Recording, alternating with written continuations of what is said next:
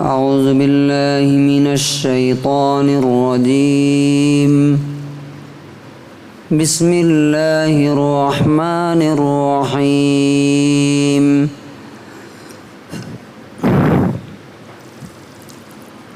يا أيها الذين آمنوا اتقوا الله وابتغوا إليه الوسيلة وجاهدوا في سبيله لعلكم تفلحون إن الذين كفروا لو أن لهم ما في الأرض جميعا ومثله معه ليفتدوا به من عذاب يوم القيامة ما تقبل منهم وَلَهُمْ عَذَابٌ أَلِيمٌ۔ کل چھٹا پارہ 6 پارٹ آف دا قرآن پڑھا گیا۔ اللہ تعالیٰ نے اس پارے میں بہت ساری باتیں کہی ہیں، ان میں سے ایک بات آج ہم جانیں گے۔ کامیابی کا،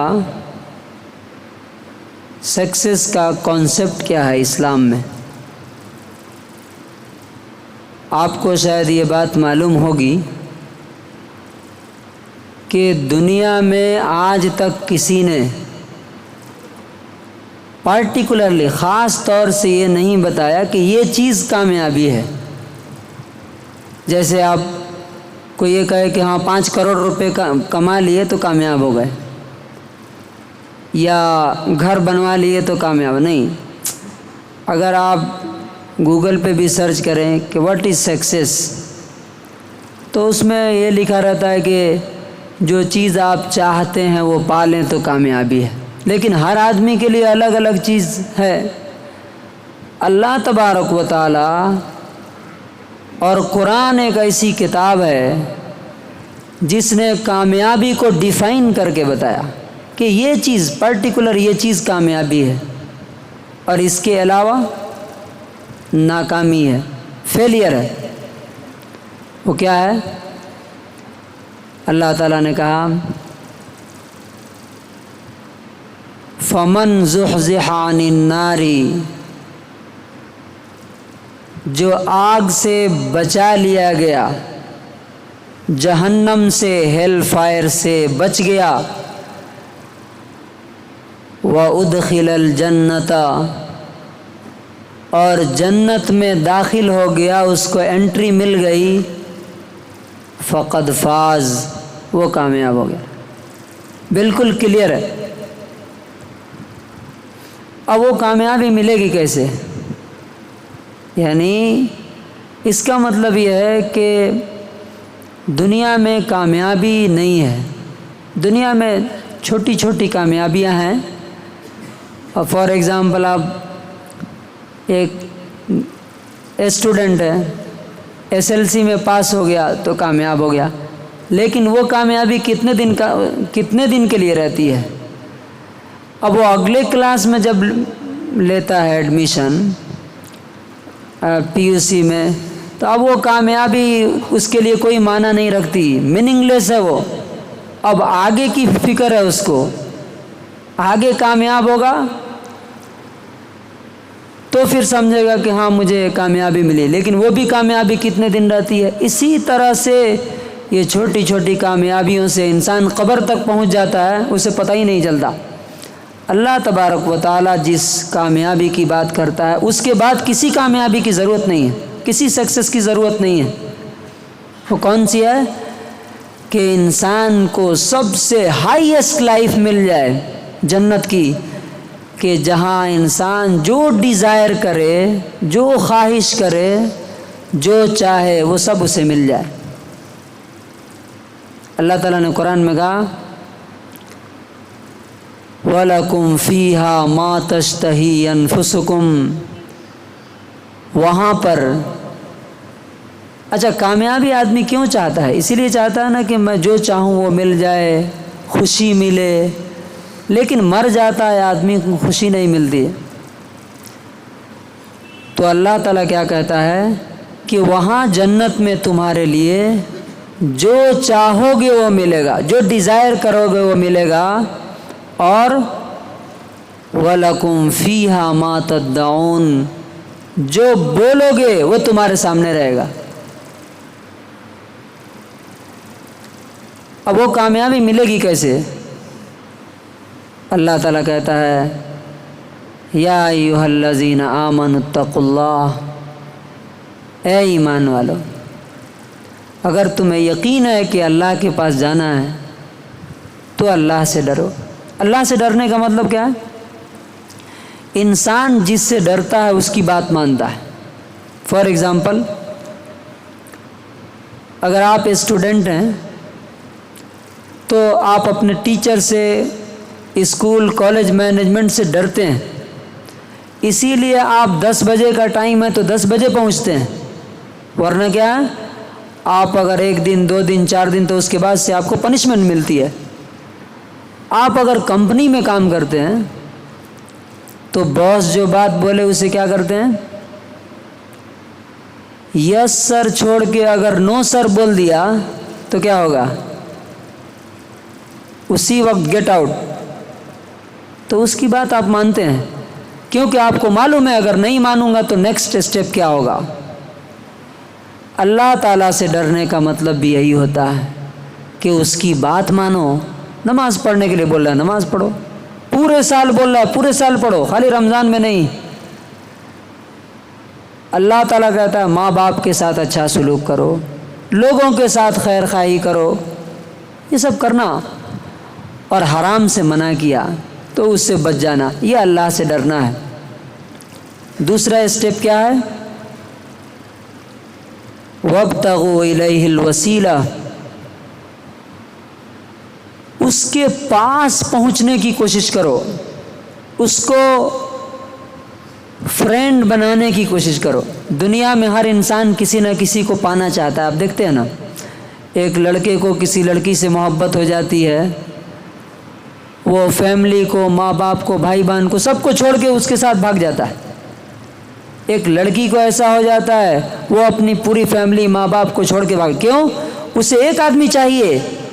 اللہ تبارک و تعالیٰ کیا بولتا ہے کہ تمہیں اگر کسی کو پانا چاہتے ہو تم تو وہ صرف اور صرف ایک اللہ ہے، جس کو پانے کے بعد کسی کو پانے کی ضرورت نہیں رہے گی، اور اگر اس کو کھو دیا